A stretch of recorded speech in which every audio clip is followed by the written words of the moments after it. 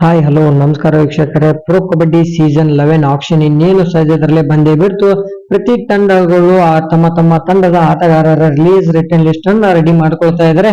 ನಮ್ಮ ಬೆಂಗಳೂರು ಬುಲ್ಸ್ ತಂಡದ release return list ಯಾವ ರೀತಿ ಇದೆ, ಬುಲ್ಸ್ ತಂಡ ಈ ಬಾರಿ ಆಕ್ಷನ್ ಗಿಂತ ಮುಂಚೆನೆ ಯಾವೆಲ್ಲ ಆಟಗಾರರನ್ನ ತಂಡದಲ್ಲಿ ಉಳಿಸಿಕೊಳ್ಳುತ್ತೆ, ಮತ್ತೆ ಯಾವೆಲ್ಲ ಆಟಗಾರರನ್ನ ತಂಡದಿಂದ ಕೈ ಬಿಡುತ್ತೆ, ಎಷ್ಟು ಜನ ಆಟಗಾರರು ಬುಲ್ಸ್ ತಂಡದಿಂದ ರಿಟರ್ನ್ ಆಗಿದ್ದಾರೆ ಮತ್ತೆ ರಿಲೀಸ್ ಆಗಿದ್ದಾರೆ ಅಂತ ನೋಡೋಣ.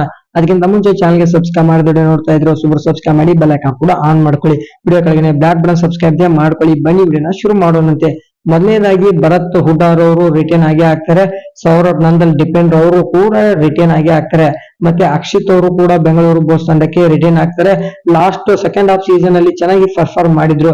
ಸುರ್ಜಿತ್ ಸಿಂಗ್ ಅವರು ಅವ್ರ ಸಾಮರ್ಥ್ಯ ಏನು ಅಂತ ತೋರಿಸಿಕೊಟ್ಟಿದ್ದಾರೆ. ಎಕ್ಸ್ಪೀರಿಯನ್ಸ್ ಪ್ಲೇಯರ್, ಒಳ್ಳೆ ಡಿಪೆಂಡರ್. ಹೀಗಾಗಿ ಸುರ್ಜಿತ್ ಸಿಂಗ್ ಅವರು ರಿಟರ್ನ್ ಆಗ್ತಾರೆ.